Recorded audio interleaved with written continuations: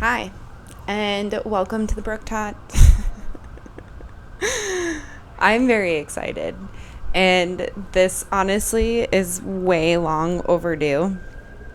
I've been talking about doing this forever, and this is the Funemployed Girl podcast, and I'm your host, Brooke Todd. The reason I call myself Funemployed initially started when I got laid off, during 2020. We all know what happened then. And it was the first time I found myself in that position. And it was the biggest blessing in disguise. I had 6 months off from work and I had fun. And I just started living life and adventuring more. And that's why I've kept the name, is because I just genuinely just want to have as much fucking fun every single day for as long as I possibly can, for as long as I'm on this planet. Because life is too short, man. And this is in honor of my aunt who passed away in 2022.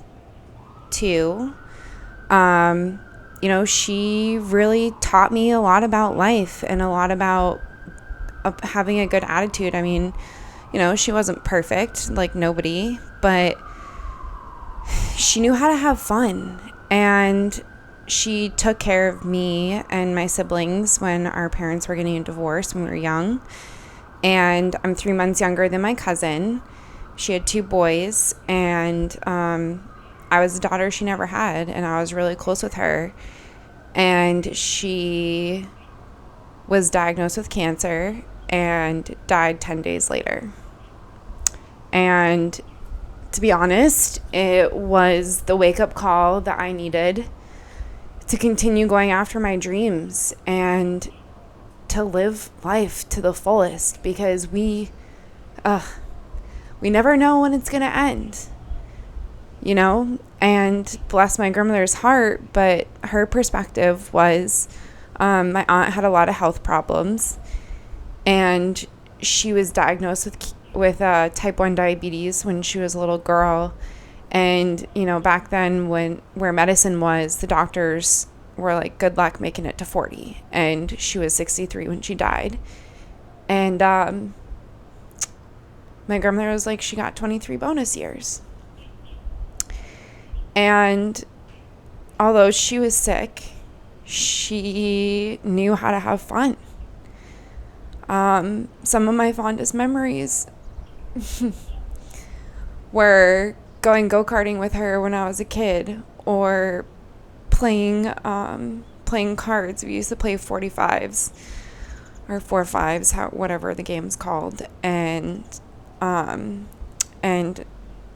uncle was a very smart businessman, and he also was a little kid at heart, and then had had some deep pockets, and he loved to play. And I grew up over there at their house playing on the 4-wheelers or the snowmobiles.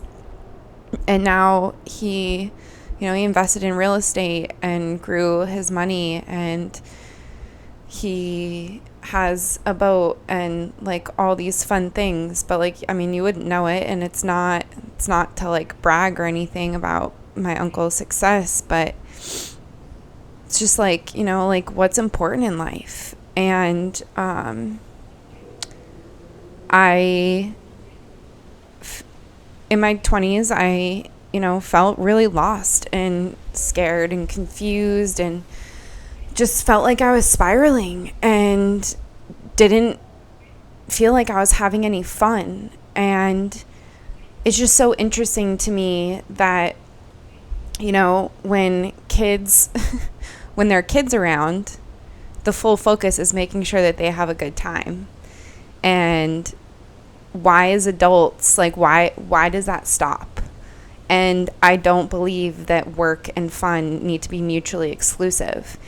And like, why does money need to be this like stressful thing? And like, why do we need to work our whole life to save money and then hopes that we can retire and enjoy it? And, you know, in life, when you talk to your elders, it's always about their regrets are what they didn't do, not what they did do. And I've definitely taken an unconventional path, but it's my path. And I don't need to compare myself to other people because that's not my journey. That's not the journey I was supposed to take. And for a long time, I used to feel shame or guilt or feel like I was behind in life. But the truth is, I'm exactly where I'm supposed to be. And you're exactly where you're supposed to be. Because this is your journey in your life. And, you know, it's kind of like hiking a mountain. You know, like you start going, start getting out of breath. You're like, man, this is kind of getting hard. And then, you know, you take a turn and you're like, ooh, that path feels a little scary. Like maybe I don't want to go down that way. And then someone, you know, previous hiker leaves the kerns or whatever they're called, the little markers to signal that you took a wrong turn. And it's like, oh, okay, let's backtrack and go up this way. And, you know, sometimes a boulder will fall on your path and you got to reroute. Or, you know, maybe you need to learn to do some bushwhacking, or maybe you need to go back down and then go back up another way. And that's, you know, that's life, man. Like, as corny as it is, it really is about the journey and not the destination. And I have journeyed throughout this country. I grew up in a small town. Well, I guess it's a small city, technically. It was 20,000 people on the North Shore of Boston, on a coastal town. And I lived there till I was 21. And then I had a friend that planted this seed of adventure into my brain and was like, he would go out to the Salt Lake City and live on the mountains and do the ski bum thing for the winter and then come back to New England for the summer. And he was like, I just remember I have this like very vivid memory of sitting in his kitchen and him just going on about his adventures and what it's like out west. And I was like, wow, like that sounds so cool. And he was like, dude, you would love it out west. Like I could totally see you out there. And literally that night I went home and Googled my major. At the time I wanted to be a registered dietitianist. That was what I thought my life path was. And I Google it and I happened upon Colorado State University, and it was the first school that popped up. And I just started looking at the town or I guess the city, and I was just like, man, I could totally see myself living there. And I just printed out a picture, put it on my vision board, and I was dead set that that's where I was going to go. I didn't know how I was going to get there. I didn't know, you know, I didn't know how it was going to go, but I knew that I wanted to go and live there and experience it. And it was funny because I had friends or family be like, oh, what if you don't like it? I was like, guess what? I can move back. You know, like it's not a permanent decision. And I, you know, again, I would rather try it and not like it than wish I did it and live with that regret. And so I applied and didn't tell anybody, actually. And I still remember the day I got in and I was just like, holy shit, it's happening. Like I'm going.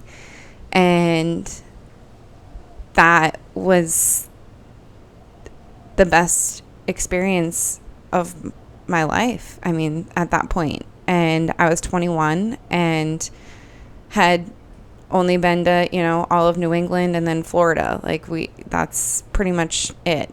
I didn't go anywhere else. And I didn't know what it was like out west. And I still remember driving up I-25 from Denver Airport up to Fort Collins, Colorado, and just seeing flat land and then looking to the left and seeing the Rocky Mountains for the first time. And I was just like, holy shit, like, this is incredible. And then driving through the town and seeing a guy walking a llama on the sidewalk. And I was like, where the fuck am I? Like, what is going on? Like, this is so foreign and so different from how I grew up. And I was just like, okay, like, buckle up, girlfriend. Like, you signed up for this. Like, let's go. And that year, I met some incredible people. And my worldview started expanding. And I started learning how other people grew up and how they were raised. And, you know, it just blew my mind, really. And then I ended up living there for 5 years, and, you know, it turns out school wasn't my path. And I joined the workforce, and I became a operations and merchandising manager for a big retailer. I then was no longer having fun doing that and became an insurance agent because I thought people was the problem, and I got to sit in an office and work day shift and kind of do my own thing. And well, it turns out that wasn't very fun either, because people only call you with problems when you're an insurance agent, and you generally get to be the one to tell them, hey, sorry, that's not covered.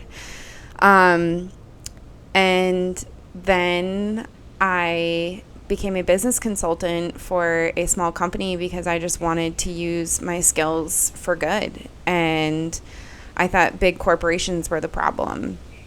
And it was actually a Filipino family that immigrated, and they would, you know, take care of their family back in the Philippines, and they really shaped my worldview. And I just remember they were just so happy. And I just remember asking Terry and Miriam were their names, and I was just like, how are you, like you're just always always smiling, always happy no matter what. And their answer was really intriguing to me. And they're like, you know, you Americans are kind of silly, because in the Philippines, you know, we're like actually worried about, like, you know, surviving, and, you know, how are we going to feed our family, and like what real poverty is. And she was like, we're genuinely just happy to be here, and that we get to, you know, earn a living, and not only that, but help their family back in the islands and take care of them. And I was just like, wow, like, and that really started to shape me and help me, you know, be a more positive person. And that's when I started getting into personal development and obsessing really over, you know, the mind. And I kind of have this theory, and I mean, it's not just mine, but, you know, previous generations have figured out shelter, food, where, you know, for the most part, humanity doesn't really have to worry about that. And I really feel like it's my generation and younger generations to figure out the brain, and, you know, to work on our mental health, to talk about things like nervous system regulation and breaking generational traumas that no longer serve us, that have been passed down through really faulty programming. And, you know, we all have a very smart computer up here, but we need to upgrade the system, and we need to pull out the viruses and the malware that don't serve us in today's world. And so at this time, I was kind of spiraling, and I decided to move back home and kind of be around family again and just kind of like reset and regroup. And I went back to the New England area, and it no longer resonated with me. It no longer was the right environment for me. Like, yeah, that's where I grew up and that's where I'm from, but I just didn't feel alive.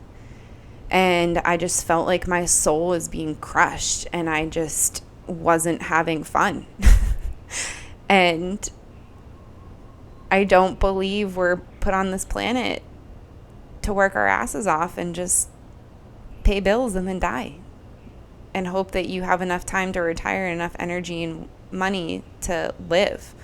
I want to live now because I don't know if I'm going to wake up tomorrow. I don't know if I'm going to wake up next week. Yeah, I hope I do. You know, I have a couple of grandparents that are still kicking it and they're 93, soon to be 94. So I got some good genes, but I also had an aunt that passed away at 63. I also know kids that I went to high school and college with that are no longer here. And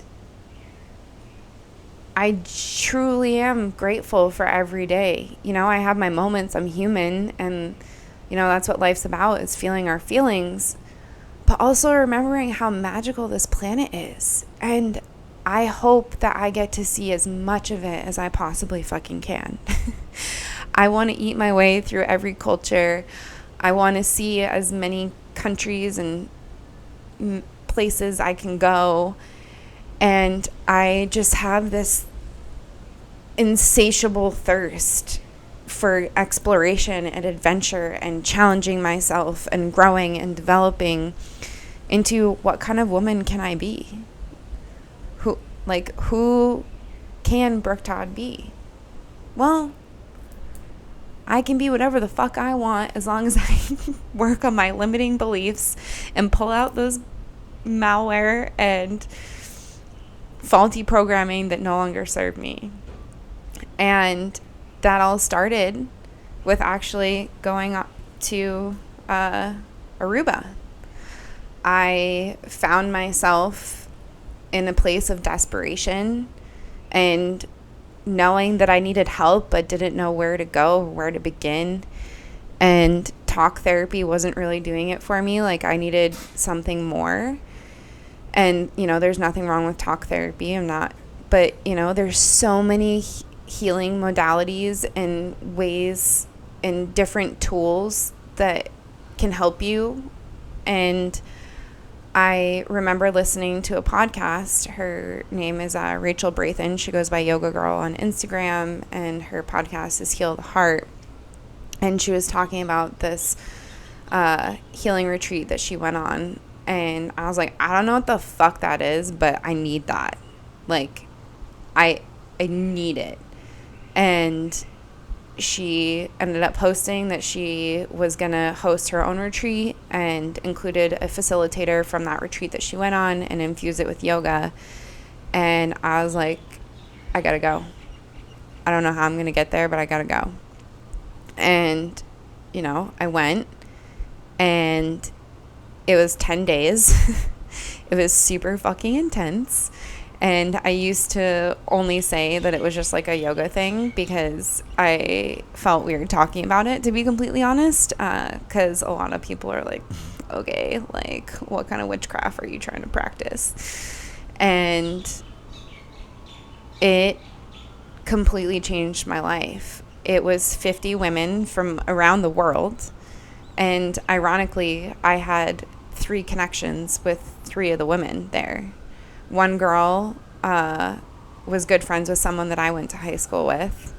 Another girl, I was good friends with someone that she went to high school with. And then the third girl, I was moving to Salt Lake City after this retreat and was going to be living like a block away from her. And I just thought that was really cool. I was like, and if you've met me, you know, I'm like, oh my God, it's a side. Oh my God, it's another side. And I just love getting synchronicities and signs from, you know, whoever's up there, God, source, universe, you know, whoever, whatever word doesn't trigger you. But I mean, you can't look at this planet and not think that there's something bigger than us and that we're all like connected somehow. So anyways, go on this retreat and it's intense. Like, basically it was like 10-hour days, like 7 a.m. or 12-hour days even. Like, we'd start with morning yoga, and then We would do moments of like straight up active listening where someone just shares and you're listening and you're not, we weren't allowed to react, like no shaking your head, nodding, no responding, because we were taught that it actually ends up cutting off their train of thought. And I need to actually reach out to some of the girls and ask them what the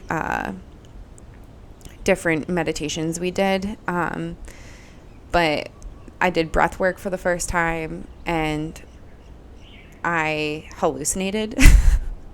And I had never done psychedelics before at that point. And I was like, oh my God, I think I just hallucinated. And then I did some psychedelics. And yeah, I fucking was hallucinating just from doing breath work. And for me, I want to say it's a Kundalini meditation, but honestly, I'm not really sure if that's what it was called. But essentially, it was this meditation with four songs. The first song we like started, I think we started with breath work. And then the second song we started shaking, kind of like building the energy and the momentum. And mind you, there's 50 women in a giant yoga room with some facilitators, and we're all blindfolded, and so that we don't get embarrassed and just kind of, focus on ourselves. And then the second song or the third song was when you just let whatever you've suppressed deep down inside of you out. And your girl had a lot of anger, a lot of suppressed anger. And I was given a yoga bolster, which is like a hard pillow, a long oval shaped pillow.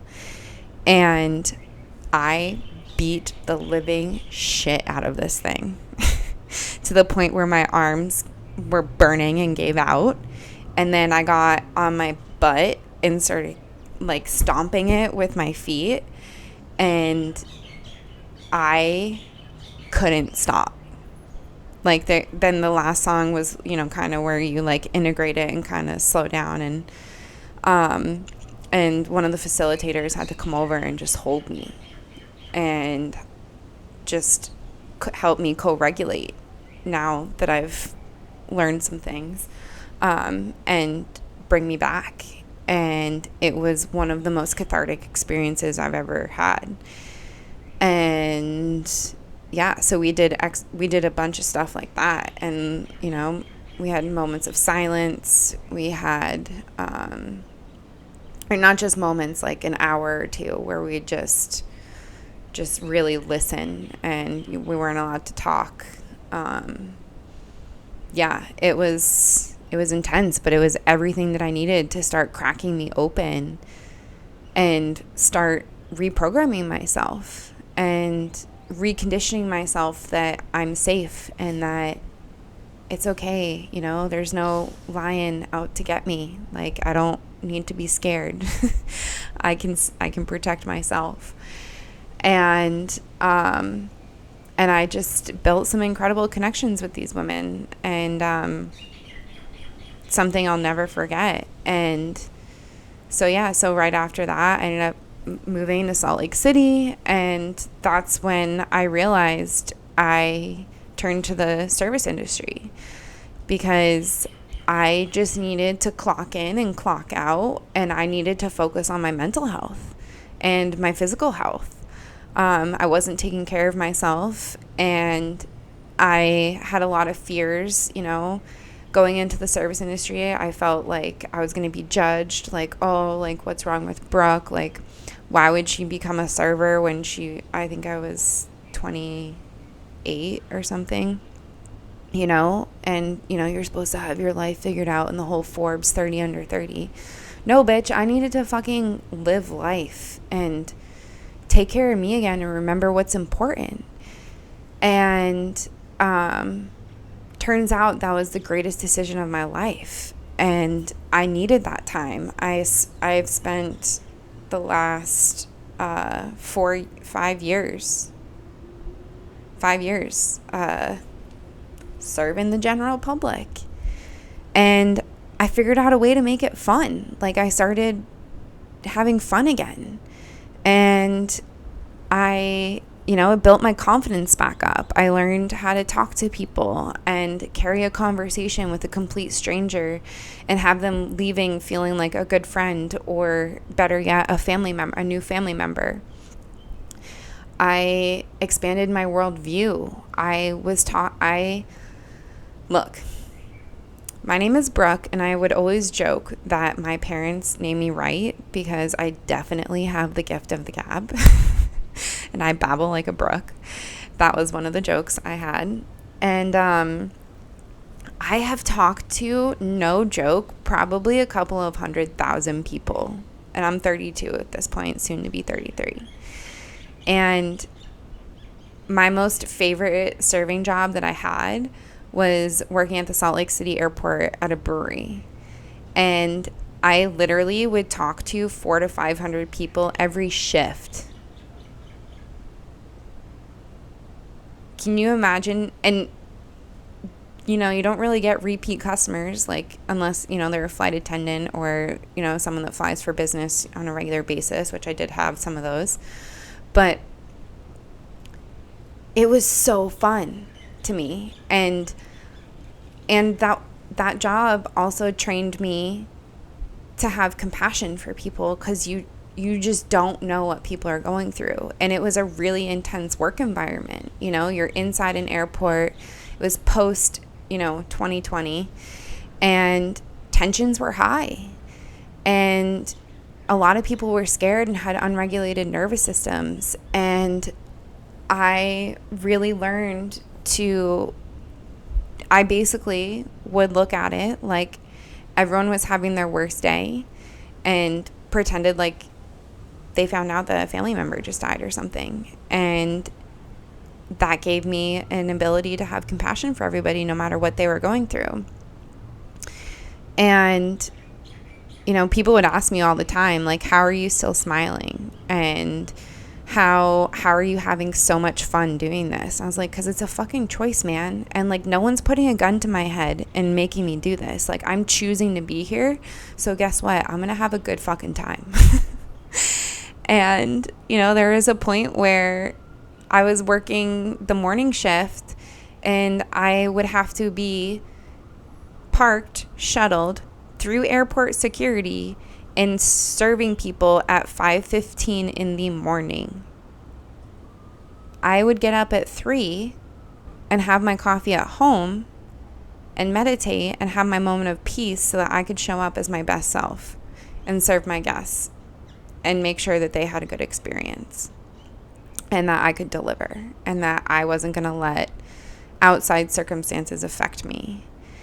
And it was a really powerful experience and just really shaped me and helped expand my worldview. And honestly, I fell in love with humanity. I know that sounds corny, but if you've ever met me or we've passed cross, like, I love to meet people. I love to meet strangers. I think it's so fun learning how other people have lived or what life experience or wisdom they have to share and how they live.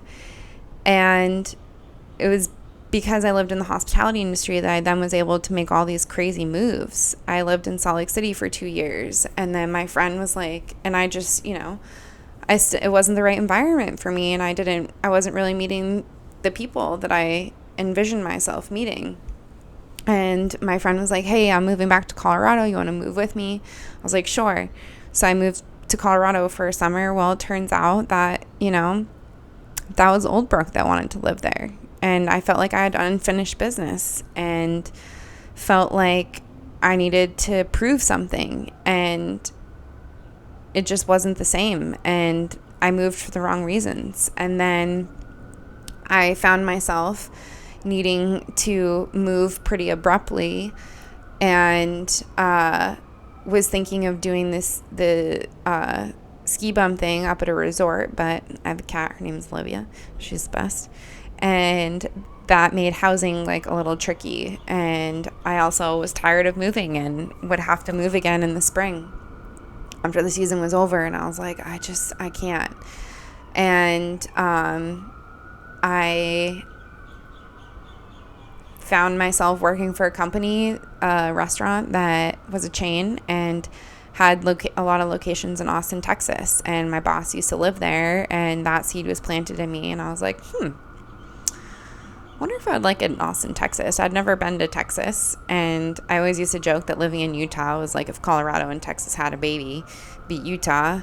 So I was like, you know what? Fuck it. And I was like, hey, do you think I would like it there? And she was like, actually, yeah, I think you'd vibe there. And I was like, all right, dope. I found an apartment, got it, and told her, I was like, okay, I'm transferring. And I moved there 6 weeks later.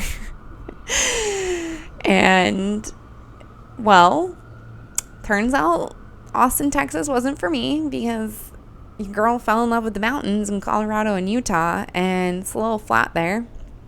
But I learned that I enjoy being outside all year round, and I was kind of cool without having snowy winters. And I was like, yeah, like, let's go for it. So I was there and was like, okay, well, I miss the mountains. And then I was like, okay, I think I'm going to move to Arizona. And was recruited by a manager to work at a restaurant, and that restaurant had locations in Arizona. And I was like, dope. I was like, hey, you still want me to work for you? And he was like, yeah. And I was like, okay, cool. I want to work there so that I can transfer and move to Arizona. And he was like, okay. And so I did. And I really thought I was going to plant seeds in Arizona. And you know, I only lived in Texas for a year, and telling my family I'm moving to Arizona, and they're like, she okay? Like, what's going on? Like, why are you moving again? And I was like, I just need to figure out me. I just need to do me. And so I did it. And right before I moved, that's when my aunt passed away. And, you know, Arizona was where I grieved her, and found myself, you know, really asking myself some tough questions, like, why am I still in the service industry? Why am I not making growth happen anymore? You know, like, what's holding me back? And why am I not playing big? And why am I keep playing small and staying comfortable in the service industry? And I, you know, took the time to like slow down and just like develop some good routines and just be outside. And then my college roomie, shout out Caitlin from Oahu, Hawaii, sent me an invitation to her wedding. And I had never been to Hawaii before. And I had always wanted to come out here, but just life circumstances and what I was going through, it just never aligned and just never happened. And now I was presented with the opportunity to come to her wedding, and I, you know, came and spent 4 days out here in June of 2023. And I had the time of my fucking life. And I still remember my first day coming to, I stayed in Waikiki, and I was floating at Fort Dressy Beach, which is the beach right outside the Hilton Hawaiian Village, and was looking up at Diamond Head and was like, holy shit, like, I can't believe this place exists. Like, this is it. This is where I want to live. And yeah, like, easy to say, like, it's fucking paradise. But it's not just that. It's everything that I love about life. I grew up on the ocean. I fell in love with the mountains. You get both of those here. The weather here is pretty much perfect every single day. And I love to be outside. And it was funny because every server that I had that weekend was like, you should move here. You would love it. And I was like, no. Don't say that. Because I'm crazy enough to do it. And I think my family will want to fucking institutionalize me if I'm like, guess what? You remember how I was telling you how happy I was in Arizona? Well, joke's on me and all of us. I'm moving to Hawaii. And it was the morning after her wedding. And I got myself an acai bowl and was hanging out at the beach by myself and was walking to throw it away. And I walked by these two older guys who were setting up beach tennis. Yes, I said that right, beach tennis. It's like pickleball, volleyball, and tennis had a baby. It'd be beach tennis. Super fun, look it up. And they're like, hey, you want to play? And I was like, fuck yeah, I do. And, you know, that's what I love to have fun. And so I started playing with them and just, you know, talking about life, sharing stories. And one of the guys is an ex-professional tennis player. And he's lived all over. And he was just like, this is the best place in the world to live. Like, it's so fun. Like, there's always stuff going on, blah, blah, blah, blah, blah. And then the other guy was living in California. And his wife has Hawaiian roots. And she came home from work one day and was like, I want to move to Hawaii. And he was like, okay. And they moved here and they lived here for a year. And he was like, it's the best decision of my life. Like, I freaking love it here. And then Mark ended up asking me, so when's your lease up? And I was like, November. He's like, what about your car? I was like, oh, actually, I leased that too, and that's up in December. And he's like, sounds like you're going to get rid of everything and move here. And I was like, no, I'm not. No. I'm tired. I don't want to move again. And then I was sitting in a park, journaling, and just was like, I could actually see myself living here.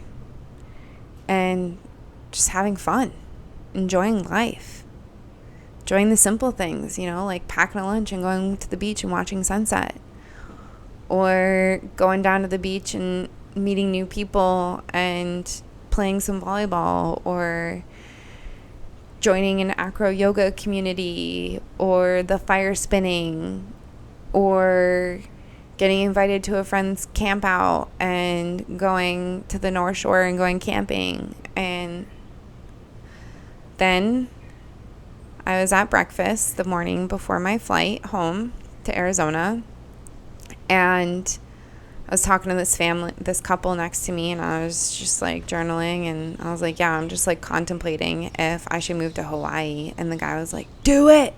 I'd do it in a heartbeat if I could. And I was like, okay.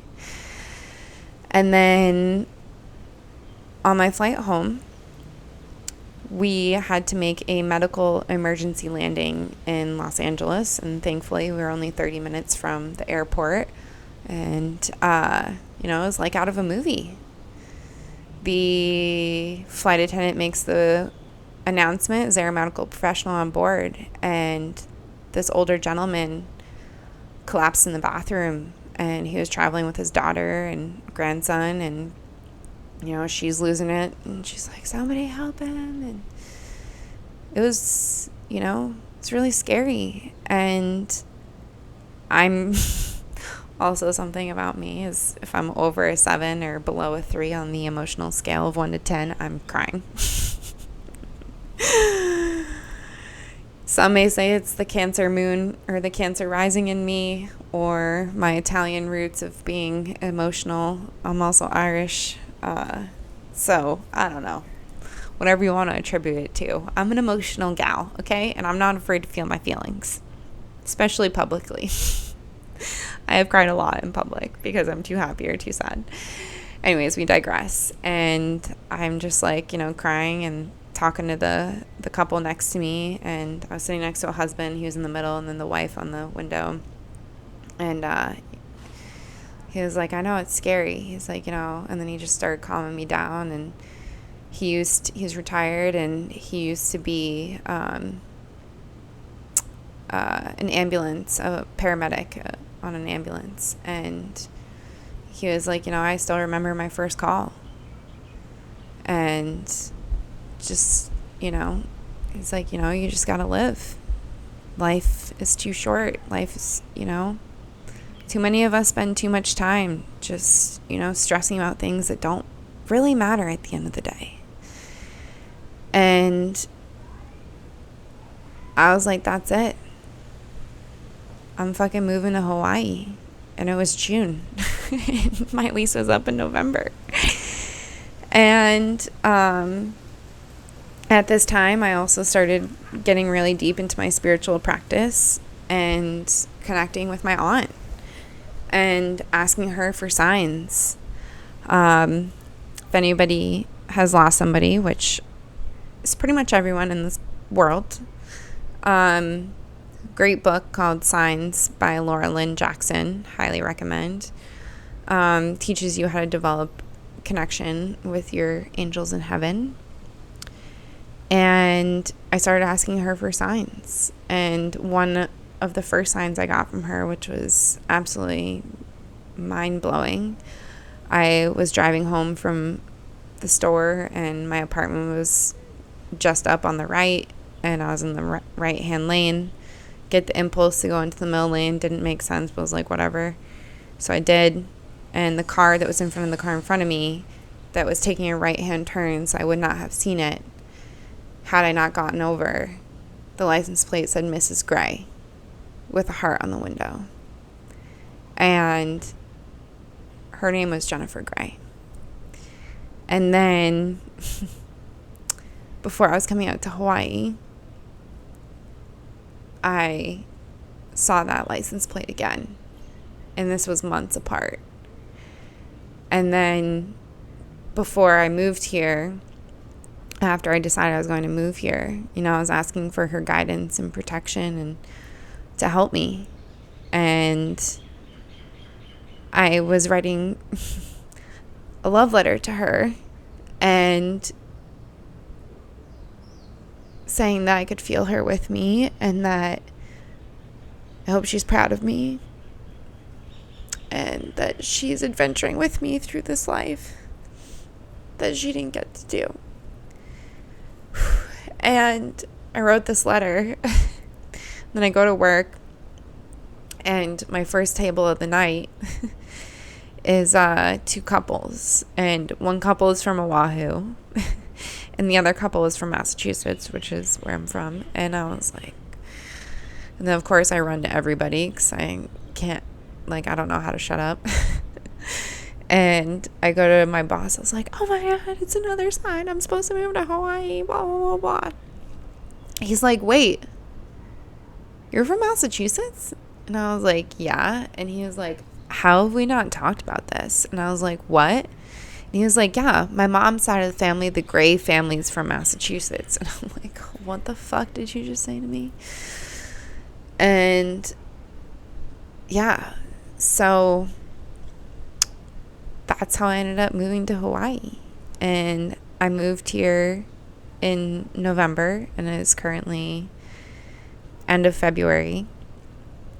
So it's been, 4 months. And the synchronicities and alignment that has happened and the growth that I've felt in these past 4 months and just really blooming and blossoming as a human and feeling like my best self. And I'm just having so much fun. And, I met this couple from Maui before I came out here, and I was like, hey, do you have any advice for me before I move? And he was like, just do as the locals do. And remember, everyone is your auntie and your uncle. And if you need help, just ask for it. And his words couldn't have been truer. And I have since been adopted by so many aunties and uncles. And it has been honestly incredible. And I don't take any day for granted here. And I'm just so in love with the nature.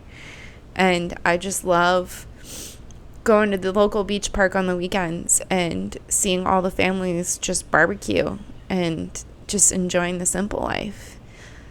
And, you know, the sense of community and the aloha spirit and how people really look out for each other here. And, you know, I feel like a lot of that's kind of missing on the mainland. I mean, I grew up with that on my small town. You know, I grew up on a small cul-de-sac where we would knock on our neighbor's door and walk in and be like, you home? You know? And now I have that here. And I'm playing. And I'm just having fun and enjoying life and experiencing as much of this magic as I can. And I also have always wanted to go to Australia and New Zealand and Asia, specifically Southeast Asia, and, you know, go to Japan, Vietnam, Philippines, China, like, and just eat my way through all the cultures. And, you know, obviously this used to be not part of America, but it really is like living in another country out here. And it's helping me grow and learn more about life, and just all the uncles that I sit with at the beach park and, you know, talk story and listen to their wisdom and what's important in life. And it's just been really beautiful. And I'm just honestly just like really fucking grateful to be here. And, you know, like last night I went to the Waikiki fireworks that happen every Friday night, and sat down and was just talking to this couple next to me and just sharing life stories. And, you know, she was asking me about my life. She's like, man, you're doing it right. And I was like, thanks, because sometimes I feel a little crazy. She's like, no. She's like, look, see my cane? I need this to help me walk. After this vacation, I'm going home, and I have to have a hip replacement. And hopefully, you know, it will alleviate some of the pain. She's like, you know, I chose my life, but, you know, I chose to take care of my kids and have a family. And, you know, now I don't know how much of the world I get to explore. And I don't know how much time I'm going to have here. She's like, do it. Go after your dreams and share your story. Because I was telling her I've wanted to do a podcast, but I was over fucking thinking it and making it way too complicated. Like, I need to work on my communication skills. I need to read this book. I need to plan everything out. No. I don't need any of those things. I just need to start. I just need to share from the heart and just start. Take action. I can take action every other way in my life, but for whatever reason was feeling imposter syndrome, or like nobody cares, or no one's gonna want to listen. Well, it doesn't matter if anybody listens. Like, honestly, like, this is for me. If anything, I like to share stories, and hopefully, you know, you'll get out there and go after life after listening this, or start making, you know, different choices that are fun to you. So I guess that's where we'll wrap it up today. But, you know, life's too short, man. Go for it. Experience this world. You know, it's a big playground. And trust me, people aren't that scary. Shut the news off. Don't let the fear-mongering discourage you from exploring. You know, I'm not saying put yourself in dangerous situations, but, you know, expand your worldview, man. Don't be so narrow-minded. It's a big, big, beautiful world. And it's fun out here. It's so fun.